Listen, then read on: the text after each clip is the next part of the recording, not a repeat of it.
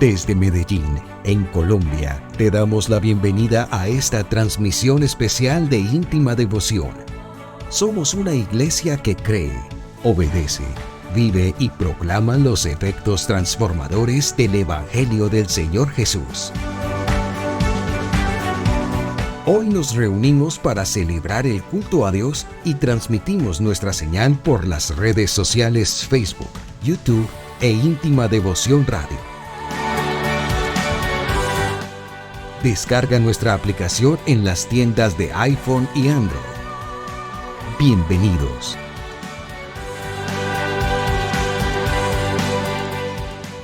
...2023... año de creerle al Señor Jesús.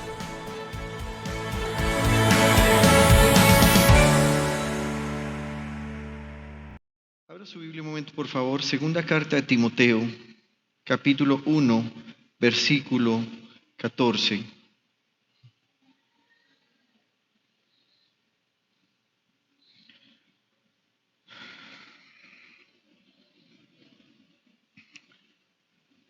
¿Lo leemos a una voz? Leámoslo en el nombre de Jesús.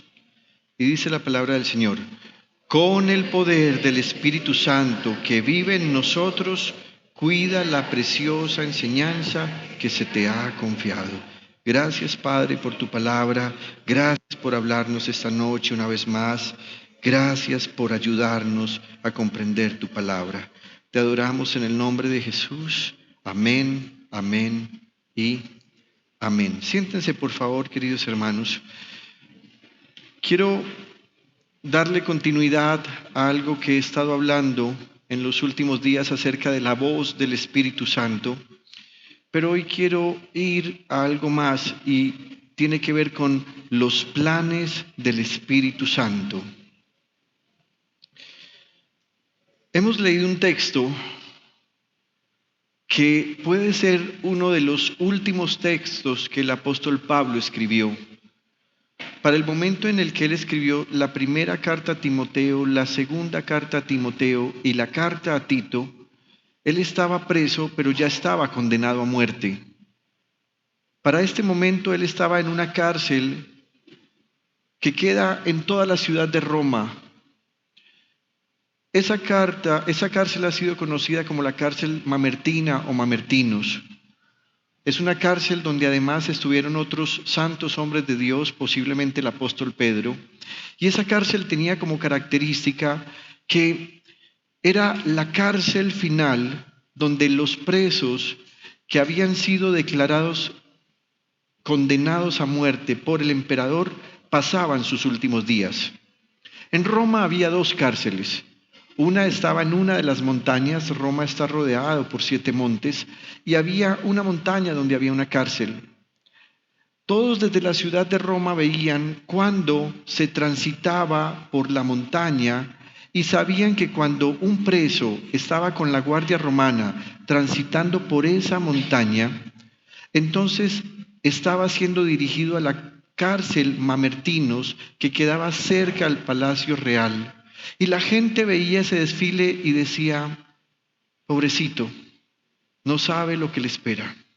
Y la gente pensaba eso porque la cárcel Mamertinos es una cárcel que inclusive hasta el día de hoy como edificio existe, más hoy como a manera de museo y como manera de historia, produce un olor, dada una humedad que tiene, de un agua que está naciendo constantemente y que nunca en la historia ni ha logrado terminar el edificio ni lo ha dañado, pero tampoco han podido coger esa humedad, y cada cierto tiempo del año fluye profundamente el agua allí. Pero resulta que esa cárcel Mamertinos, cuando usted entra a nivel de la calle, pero toda la estructura y la edificación está hacia abajo, como si fuera un sótano. Los presos allí, como ya les mencioné, estaban en el último momento de su vida, pero los llevaban allí para que ellos de alguna manera, dados los olores que había allí, los hongos que empezaban a meterse por sus vías o respiratorias y llegaban a sus hongos y les daba tanta fiebre que ellos empezaban a suplicar que adelantaran su muerte porque estaban tan enfermos y la situación era tan dramática que ellos no querían seguir viviendo. Normalmente una persona que estaba allí duraba más o menos entre 15 días y un mes y medio. Después de eso, las personas no duraban, ya fuera porque la enfermedad y el olor los matara, o porque pedían su sacrificio y entonces, como habían sido condenados a muerte, un verdugo romano los mataba. El apóstol Pablo, en la sabiduría que tenía de Dios, en la paz espiritual que tenía, puede ser que ya haya pasado allí cerca de 6 meses. Y en esos 6 meses él no ha pedido que lo maten, él simplemente, posiblemente sigue adorando a Dios, sigue levantando sus cánticos, pero incluso sigue escribiendo cartas. Y estas cartas que escribe, que mencioné que son primera carta de Timoteo, segunda de Timoteo y Tito, las escribió sabiendo él que de ahí ya no tendría salida. Definitivamente iba a morir, ya estaba condenado a muerte. Pero miren la forma como él le escribe a Timoteo este versículo: con el poder del Espíritu Santo que vive en nosotros, cuida la preciosa enseñanza que se te ha confiado. Así que de alguna manera él está manifestando por qué era capaz de estar en esa condición sin quejarse, superando la expectativa que inclusive los carceleros y posiblemente otros presos tenían de que él empezara a suplicar la muerte, pero él estaba completamente tranquilo, sobrio por una razón. Él confiesa que el poder del Espíritu Santo vive en los creyentes. Y por eso, si usted observa este texto, él no le dice a Timoteo, con el poder del Espíritu Santo que vive en ti, le dice que vive en nosotros. Y se está incluyendo él que está preso, está incluyendo a Timoteo que está libre, está incluyendo a la iglesia que estaba por fuera y estaba sufriendo la persecución, pero también estaba incluyendo a la iglesia que en los próximos siglos aceptaría a Jesucristo como Señor y Salvador, incluidos nosotros. Diga conmigo, el poder del Espíritu Santo vive en nosotros. Así que en su transitar con el Espíritu Santo, el apóstol Pablo aprendió a entender la voluntad de Dios de varias maneras que no eran contradictorias entre ellas. ¿Cómo podemos conocer la voluntad de Dios? Hay 2 formas de conocer la voluntad de Dios y esas 2 formas son necesarias. Es decir, que conozcamos una forma no implica que descarta la otra. Por el contrario, esas 2 formas tienen que estar unidas. La primera forma, cómo conocemos la voluntad de Dios, es por medio de la comprensión de las Sagradas Escrituras, que es la Biblia. Usted nunca entenderá la voluntad de Dios para su vida si usted no lee la Biblia diariamente, ordenadamente, fervientemente, alegremente. Hoy estamos viviendo una persecución sobre la palabra de Dios que es diferente. Y es una persecución que ya no es contra ella, sino de ella. Porque hoy nos están invadiendo por medios digitales, televisión, telefonía celular, múltiples relaciones interpersonales que nos apartan de tener tiempo a solas con Dios para conocer su palabra.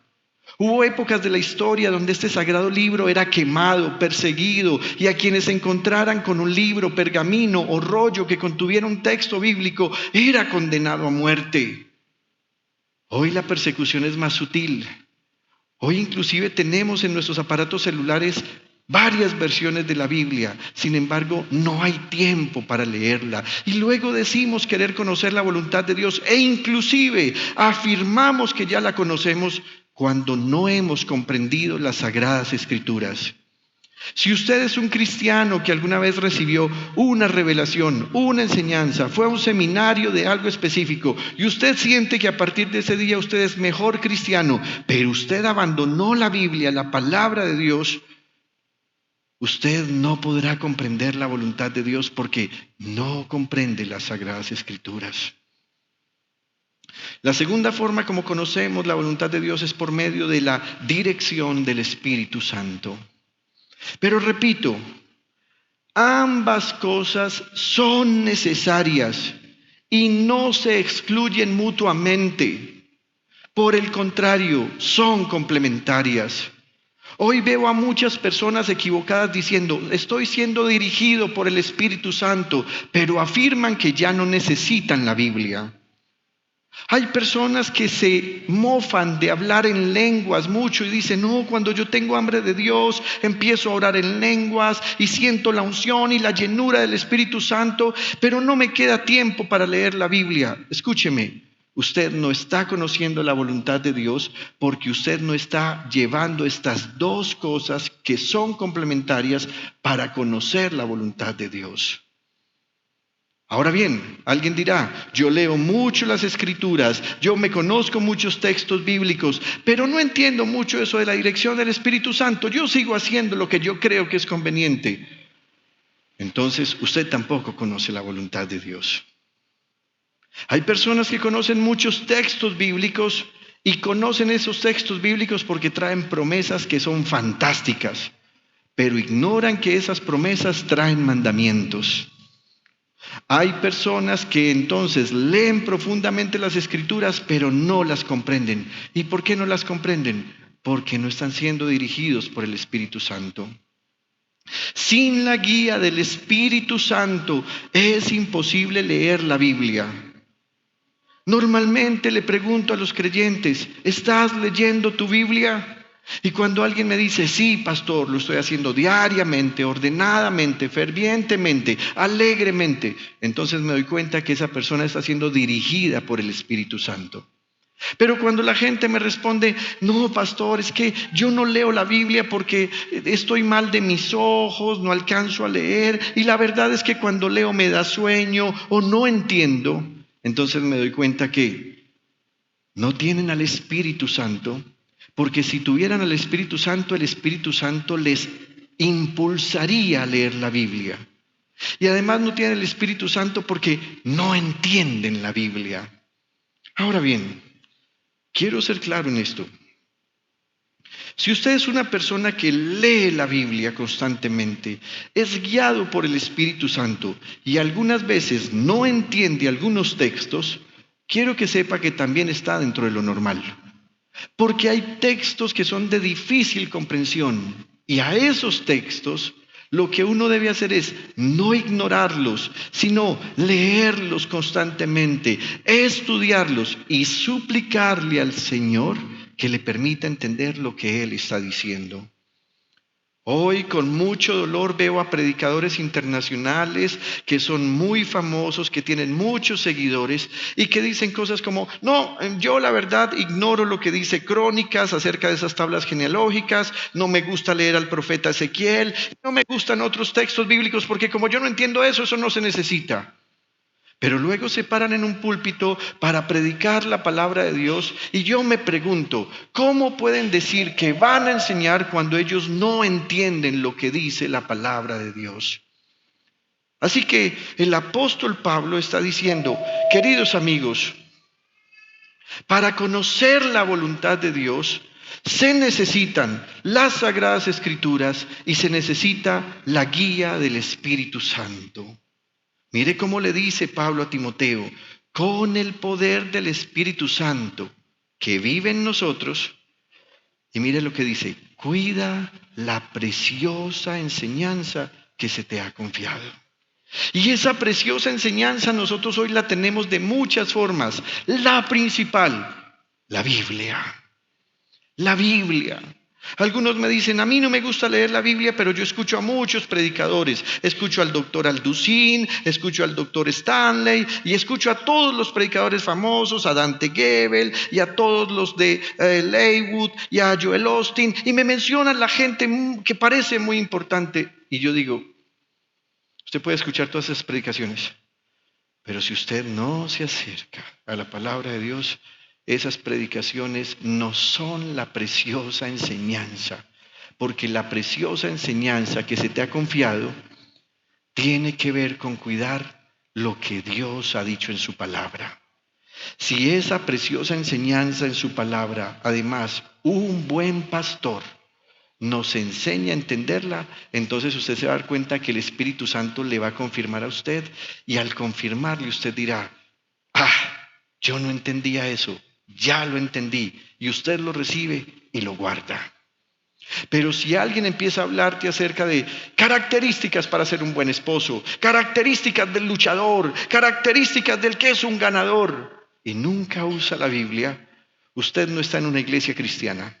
Usted está en un centro de eventos de positivismo, pero no de la preciosa enseñanza de la palabra de Dios.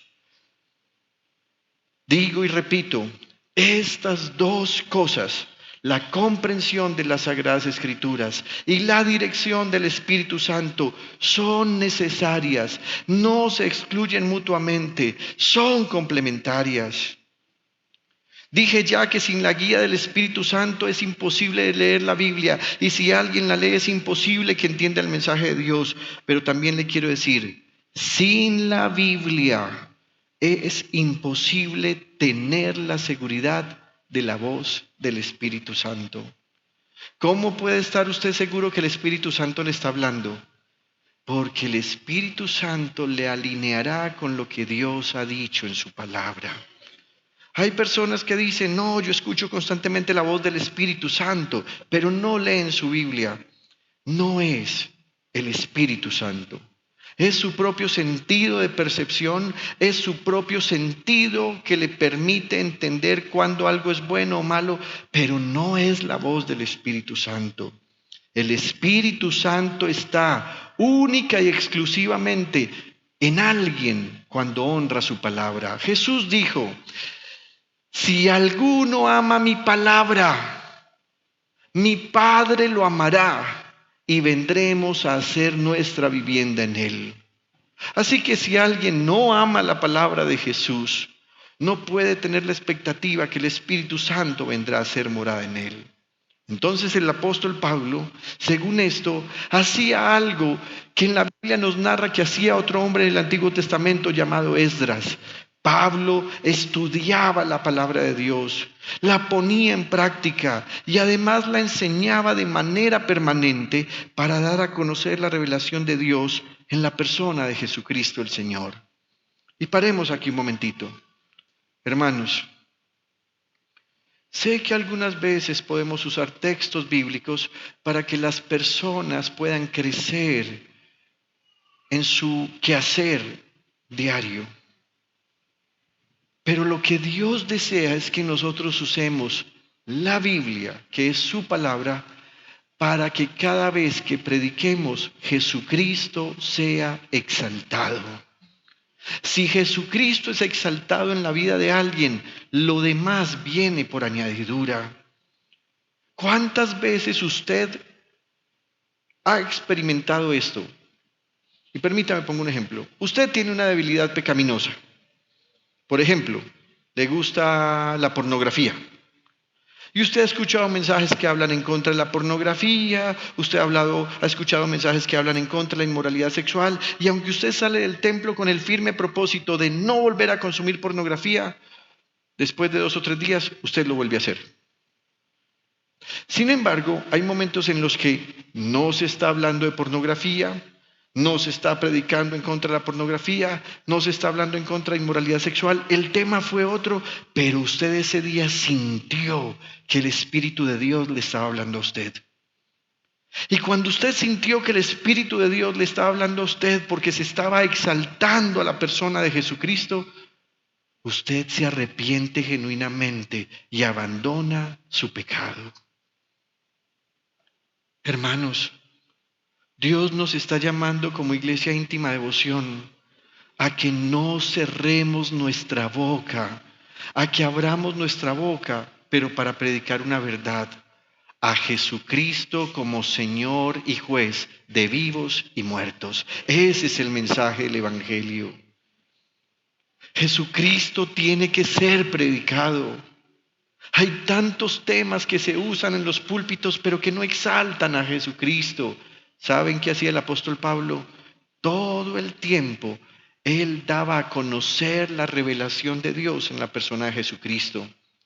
Y la Biblia dice que hacía la primera parte, comprendía las Escrituras, así que hablaba con las Escrituras. En Hechos capítulo 17, versículos 1 al 3, dice la Biblia: atravesando Anfípolis y Apolonia, Pablo y Silas llegaron a Tesalónica, donde había una sinagoga de los judíos. Y preste atención a los siguientes textos. Como era su costumbre, Pablo entró en la sinagoga y 3 sábados seguidos discutió con ellos.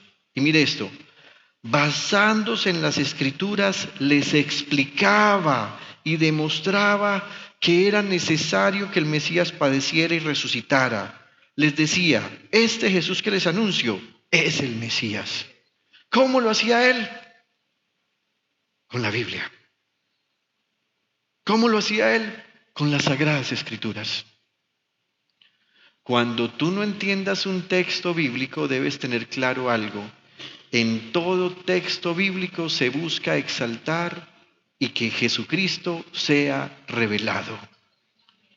Si en algún texto usted dice: ay, pastor, pero entonces yo no entiendo ese texto donde habla del anticristo. Inclusive en un texto donde se habla del anticristo, se busca que Jesucristo sea exaltado. Porque si hay anticristo, eso significa que hay verdadero Jesucristo.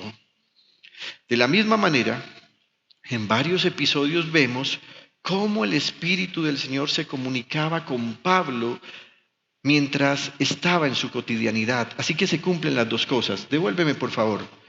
La comprensión de las Sagradas Escrituras y la dirección del Espíritu Santo. Ya vimos la primera parte. ¿Cómo la comprensión de las Sagradas Escrituras? Porque cada vez que él predicaba usando la Biblia.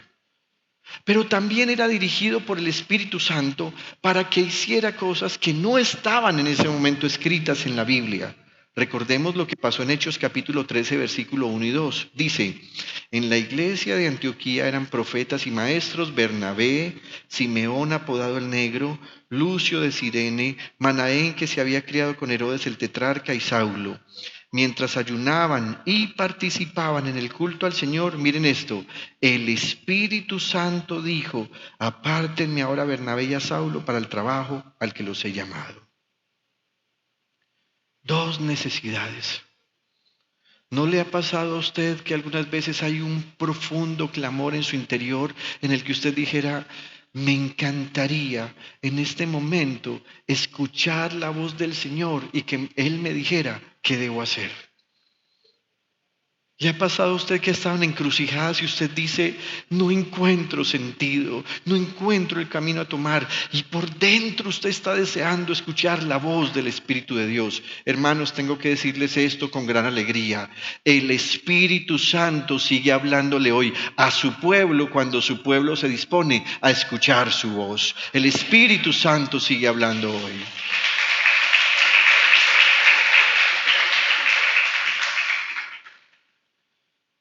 En este sentido, la vida del apóstol Pablo nos va a mostrar una realidad en la que pocas veces meditamos. Me refiero a esas situaciones en las que el Espíritu del Señor quiere asegurarse de que hagamos la voluntad de Dios, aunque eso signifique nuestro propio sacrificio. Desde el mismo momento en que el apóstol Pablo tuvo su encuentro personal con el Señor Jesús, él empezó a recibir una revelación especial que lo constituyó en lo que muchos estudiosos de la Biblia y teólogos han denominado como el sistematizador del cristianismo. Pablo un día iba camino a Damasco, y mientras iba camino a Damasco, Jesucristo en su espíritu se le apareció. Pablo cayó al suelo y empezó a escuchar una voz que le decía: Saulo, Saulo, ¿por qué me persigues? Y Saulo, que es Pablo, percibiendo que esa voz no le era conocida y que algo importante estaba pasando, dice: ¿quién eres, Señor? Y la palabra Señor que usó Saulo en ese momento es la palabra que los judíos o hebreos usaban para referirse a Dios, Adón.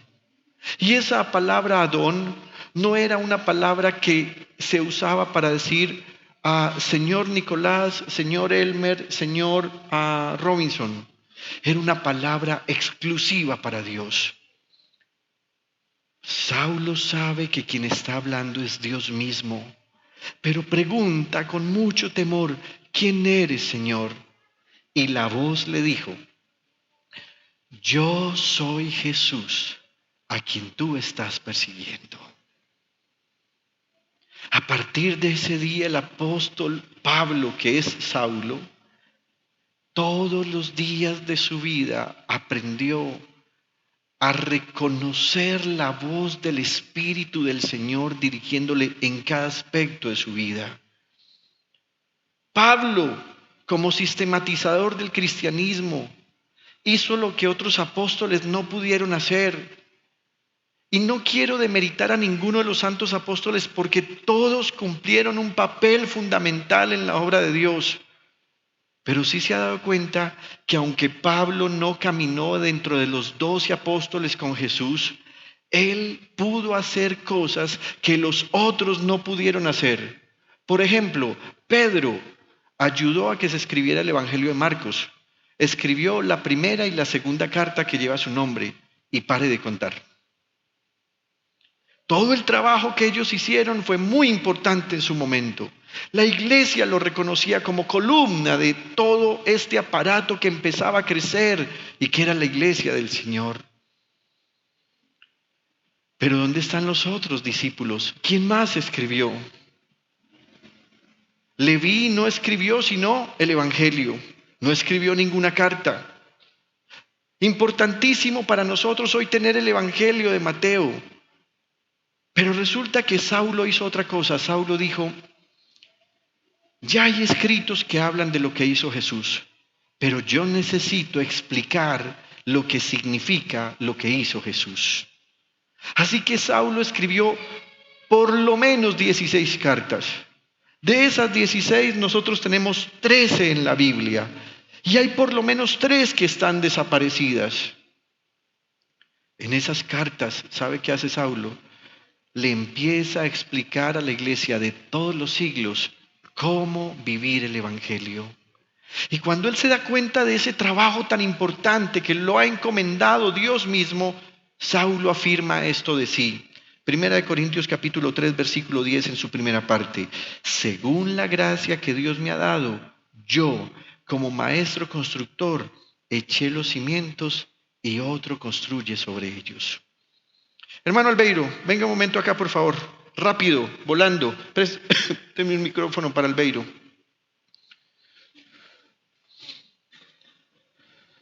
Buenas noches. Dios le bendiga. ¿Está nervioso? ¿Cómo estás? Bien. Salude con el micrófono. Hermano, Dios los bendiga.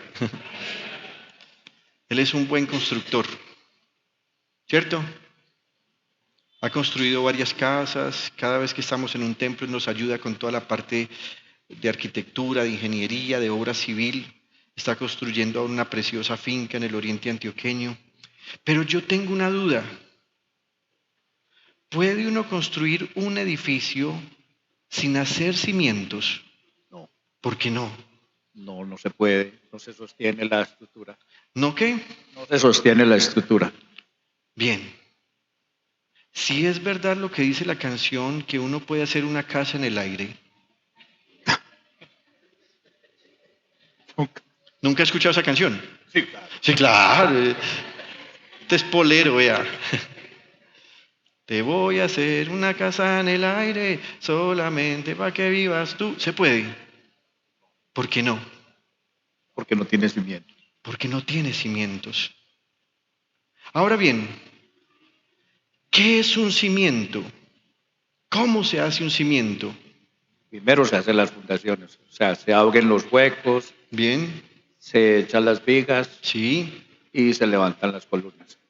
Y se le echa el cemento, pues, lógicamente. ¿Y qué tienen las vigas? ¿Qué elementos tienen? Las vigas tienen varilla, ¿De qué? de medias, cincotado, ¿Y qué material es? estructura, o sea, metálica, Acero. acero. Sí. Bien. ¿Puede uno hacer una estructura para una viga con madera? No, depende la construcción que vaya a hacer. Por ejemplo, para un edificio de 5 pisos. Ah, no. No se puede. ¿Qué pasa si uno en esas vigas, en esos cimientos, en vez de cemento y varilla, pone madera?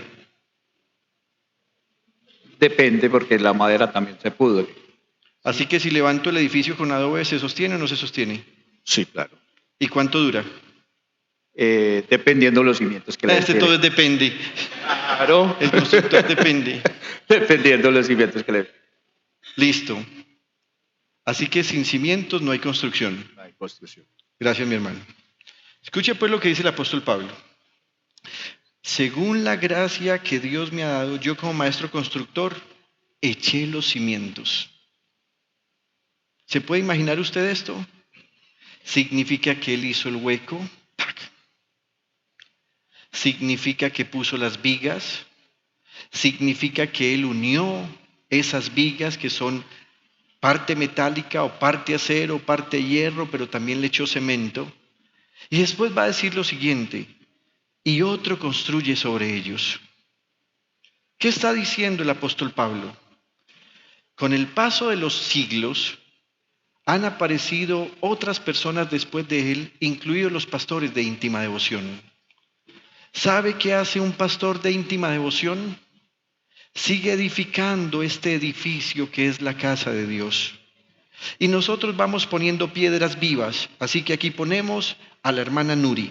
¡Pah!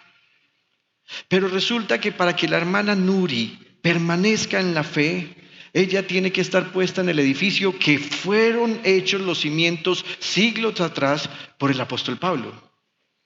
Pablo va a decir que en este edificio hay una piedra principal y dice que esta piedra principal es Jesucristo. Así que Pablo está diciendo, Él es el fundamento, Él es la piedra, yo eché los cimientos. Pero cada vez que aparece un pastor en la vida de un creyente, el creyente es como una piedra viva y el pastor es el que está construyendo. Ahora bien, ¿qué pasa si un pastor construye, es decir, trae una piedra viva que es una persona, pero la pone fuera del muro y la pone fuera de los cimientos?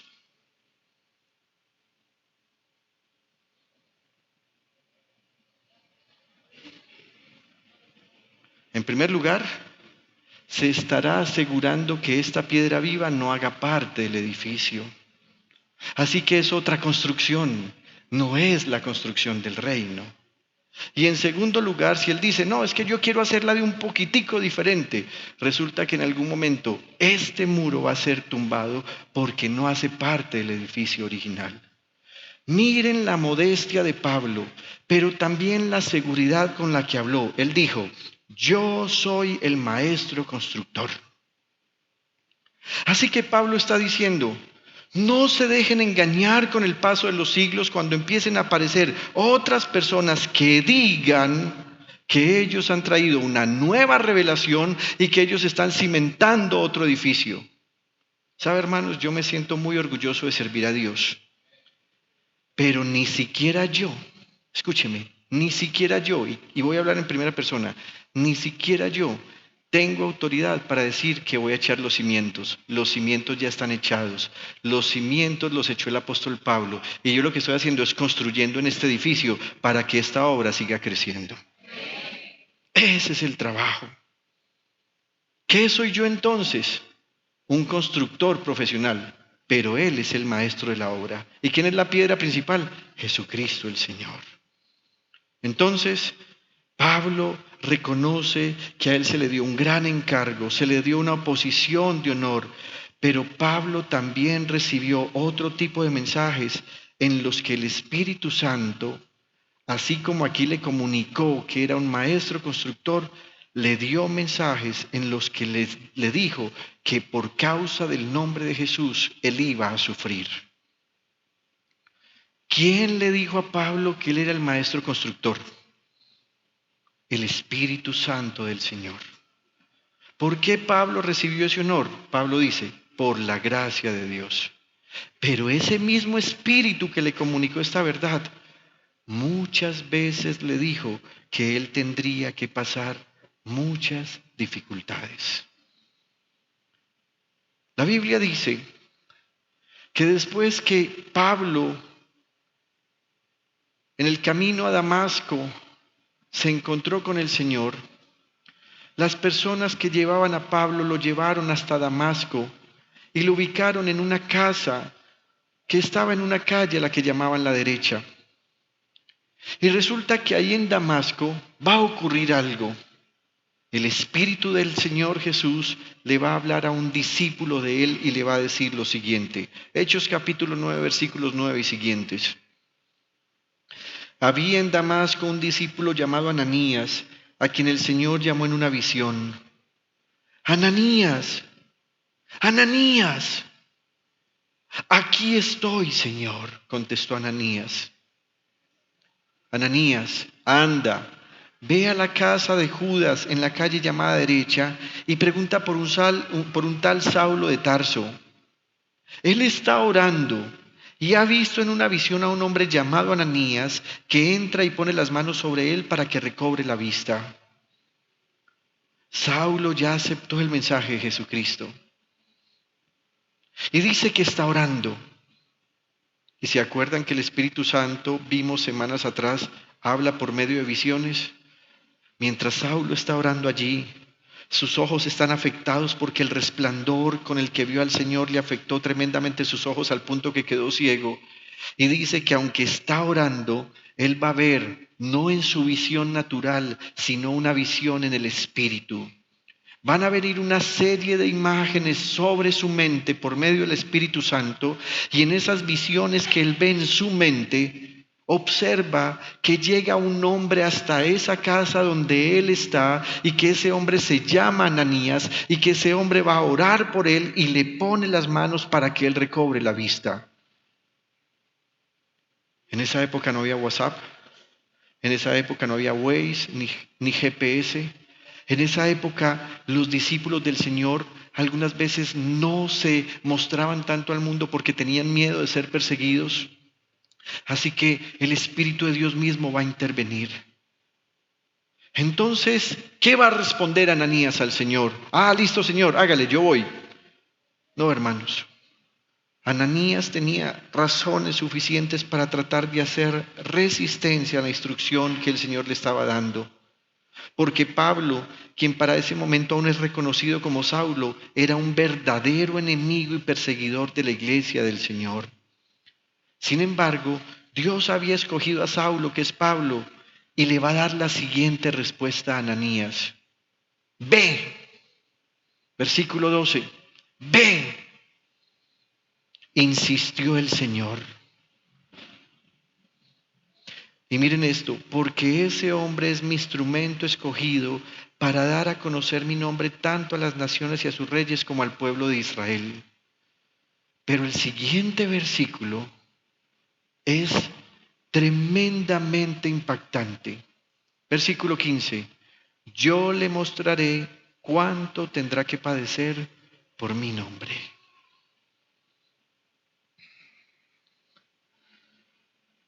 Hermanos, vivir el Evangelio verdadero del Señor no es vivir una vida de absoluta y permanente satisfacción y alegría. La verdad es que el Evangelio del Señor Jesús sí significa empezar a vivir una vida donde hay muchos problemas, muchas persecuciones, muchos quebrantos y mucho sufrimiento.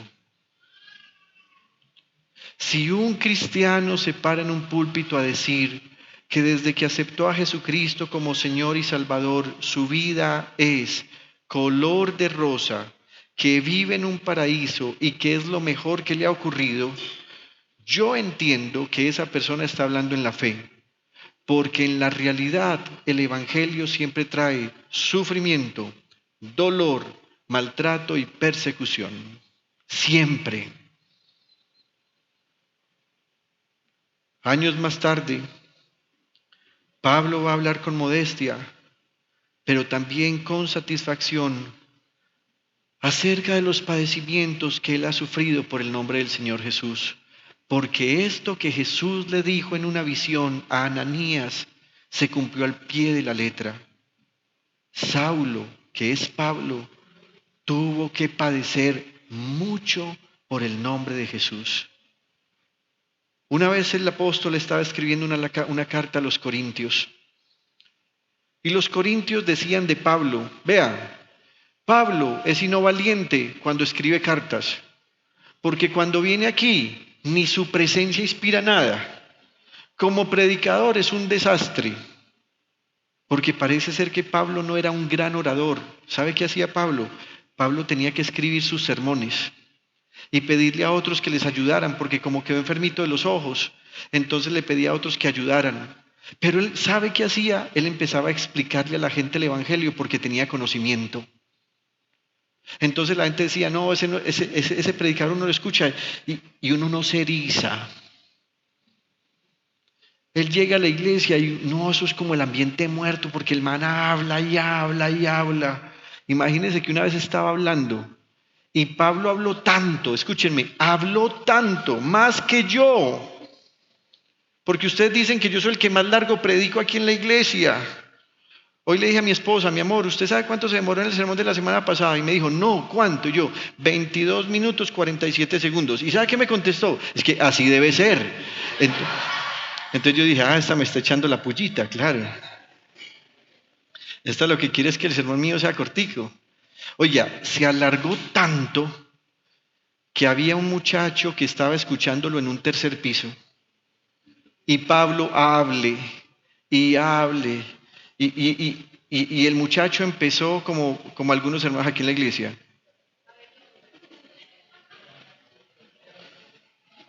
Y empezaron, y ellos veían a Saulo, ellos veían a Pablo en sus tres partes, espíritu, alma y cuerpo, porque lo veían triple. Se durmió. Y resulta que como no había un auditorio tan cómodo como estos, el muchacho estaba sentado junto a una ventana. Se durmió. ¿Y cómo sería el sueño? Que en vez de caer de para adentro, cayó de para afuera. ¡Pah! 3 pisos abajo. Hechos capítulo 20. Se mató. ¿Y saben qué dijo Pablo? No, lo que me faltaba, pues muerto a bordo. Pum, paró la predicación, bajó los 3 pisos, se echó sobre el muchacho, oró por él como diciendo, hey, viejo, pilas, no me vas a dañar el sermón, ya me voy a ir. Lo resucitó al muchacho. El muchacho se llamaba Eutico se llamaba el muchacho. Ahora bien, lo resucitó. ¿Y saben qué hizo Pablo? Él no dijo, muchachos, vamos a entrar a un momento de receso, merienda, nada. Le dijo a todos, hey, vamos para arriba ya, que este ya resucitó. Se lo llevan caminando para casa. Siguió predicando hasta la madrugada. Y Lucas, que estaba con él y que estaba escribiendo Hechos de los Apóstoles, estaba como un poquito incómodo. Porque en 2 veces en el pasaje de Hechos capítulo 20 menciona, y Saulo se alargaba en su discurso. ¿Cómo sería de largo? Pero ese Saulo va a ver cumplida esta palabra. Tuvo que padecer. Entonces los hermanos de Corinto decían, no, este que nos hace dormir, este que hace dormir a la gente y hasta se matan, se caen de un tercer piso. Y entonces decían ellos, es que hay apóstoles mejores que ustedes. Vea, llegan aquí, uno siente la unción, llegan gloriosos, se visten de una manera, huelen delicioso. Y Pablo va a empezar a criticar a esos superapóstoles y les va a decir, el evangelio no tiene que ver con la apariencia de la gente. El poder y el conocimiento de Dios no tienen que ver con lo que cada uno presuma. Las señales de un siervo de Dios tienen que ver con cuánto ha sufrido por Cristo. Y escribió lo siguiente, 2 Corintios capítulo 11, versículo 23. Son servidores de Cristo, Esos que se ufanan y se mofan de todo lo grandiosos que son. ¡Qué locura! Y dice, yo lo soy más que ellos. He trabajado más arduamente, he sido encarcelado más veces, he recibido los azotes más severos, he estado en peligro de muerte repetidas veces. 5 veces recibí de los judíos los 39 azotes, 3 veces me golpearon con varas, 1 vez me apedrearon, 3 veces naufragué y pasé un día y una noche como náufrago en alta mar. Mi vida ha sido un continuo ir y venir de un sitio a otro, en peligros de ríos, peligros de bandidos, peligros de parte de mis compatriotas, peligros a manos de los gentiles, peligros en la ciudad, peligros en el campo, peligros en el mar y peligros de parte de falsos hermanos. He pasado muchos trabajos y fatigas y muchas veces me he quedado sin dormir. Y miren esto. He sufrido hambre y sed, y muchas veces me he quedado en ayunas. He sufrido frío y desnudez, y como si fuera poco, cada día pesa sobre mí la preocupación por todas las iglesias. ¿Qué le dijo el Señor a Ananías? Ve, porque yo le voy a mostrar a este hombre cuánto tiene que sufrir por mi nombre. La semana pasada tuvimos la oportunidad, el pastor y yo, de estar en Cereté. Y recuerdo que mi hermana, como el viernes, me preguntó, ¿y cómo les fue? ¿Viniste muy contento? Le dije, no, vine triste. ¿Por qué viniste triste? Porque ahora entiendo lo que es tener preocupación por todas las iglesias.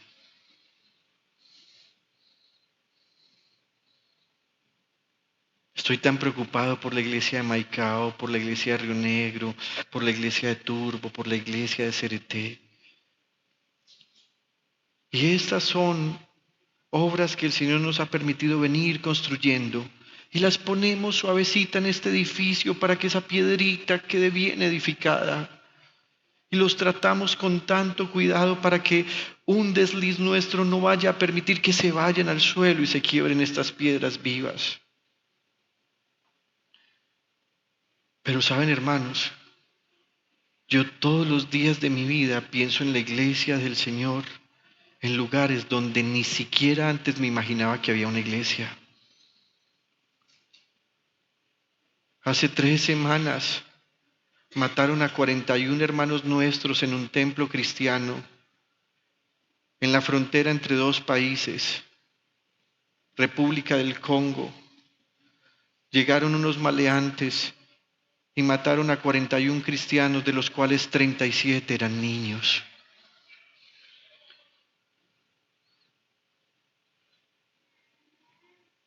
Me preocupo cada vez que uno de ustedes me dice, pastor, estoy en dificultad económica. Me preocupo cada vez que alguien dice, pastor, tengo problemas en mi hogar. Me preocupo cada vez que veo que alguno de ustedes está tomando decisiones equivocadas. Me preocupo cuando incluso algunos de ustedes piensan que soy demasiado fanático, legalista. Me preocupo cuando dejan varios domingos de no congregarse.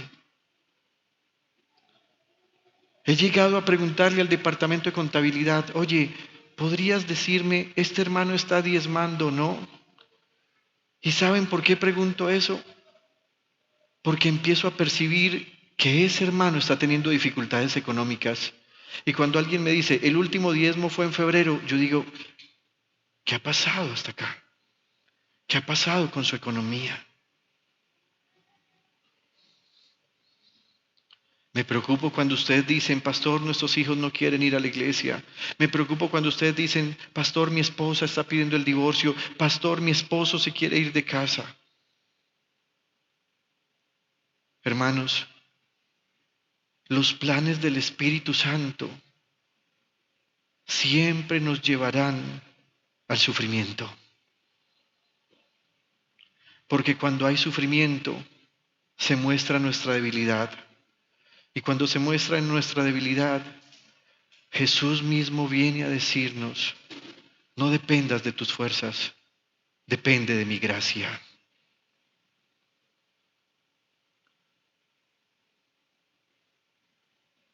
Cuando estoy en momentos de soledad, mi esposa me habla y me dice, mi amor, tal y tal cosa.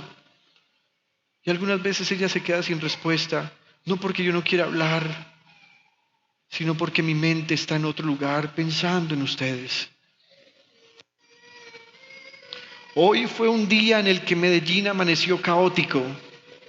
Los que salieron temprano a trabajar se dieron cuenta que hoy los trancones fueron inmensos esta mañana. Había lluvia en la mañana.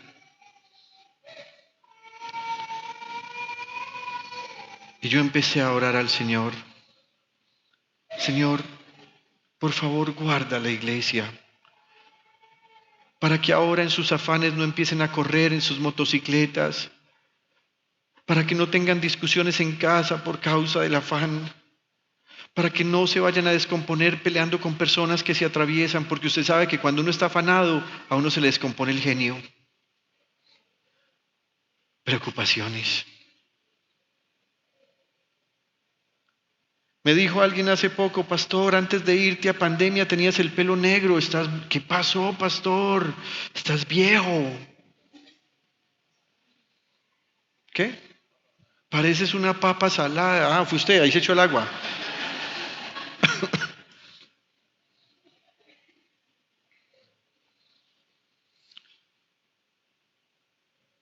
Ya lo ha mencionado el pastor acá. ¿Saben qué piensa un pastor todo el día? Todo el día. Y es un pensamiento que uno no se puede arrancar de aquí, es aquí. Y está conectado aquí al corazón porque todo el tiempo le salta a uno. Pastor, ¿en qué piensa uno todo el día? En la iglesia. Hace poco le dije a Joanita, llevas 5 domingos sin venir. Y me dijo, no, si yo vine hace 15 días, ve y verás, yo le demuestro. Y sacó el cuaderno, tac. Es que a mostrarme la fecha de la última predicación. Llevaba 5 domingos sin venir. Y dice que, ay, ¿cómo ha pasado el tiempo? ¿Por qué? Porque están metidos aquí y aquí como una preocupación. ¿Sabe cómo se llama eso? Los planes del Espíritu Santo. Alguien atrevidamente un día le dijo a mi papá, yo quiero ser pastor para comer bien, vestir bien y montarme en un buen carro. Y el pastor, en ese humor que maneja, le dijo, venga, yo lo ordeno ya mismo. ¿Quiere que ore por usted? Venga, yo le impongo las manos. Hermano, sé que todos aquí sufrimos por algo.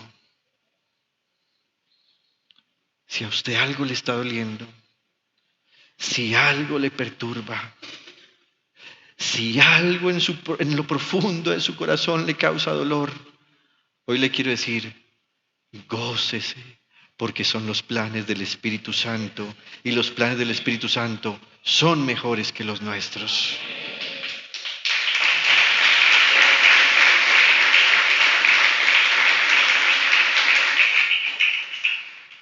Y Pablo predicaba esto.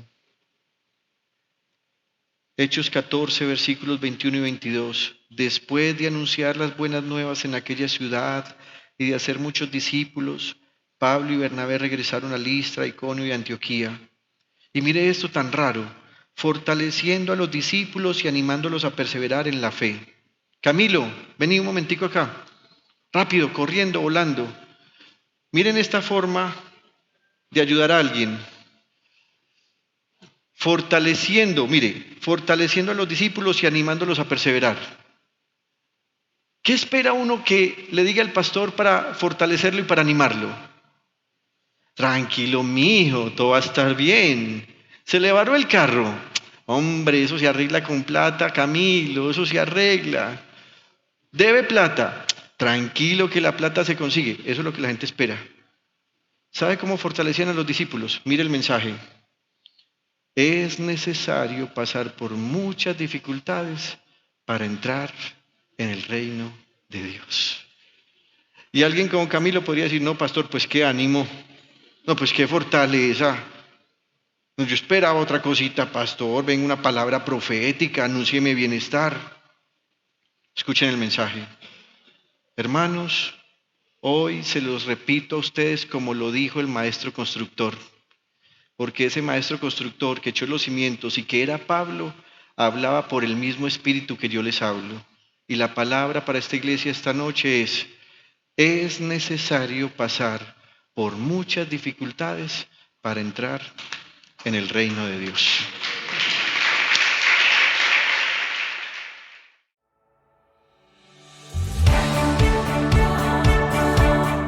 Desde Medellín, en Colombia, te agradecemos por estar en sintonía de esta transmisión especial de Íntima Devoción.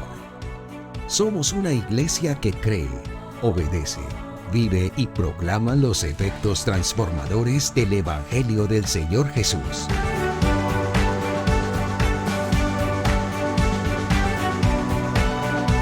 Hoy nos reunimos para celebrar el culto a Dios y transmitimos nuestra señal por las redes sociales Facebook, YouTube e Íntima Devoción Radio.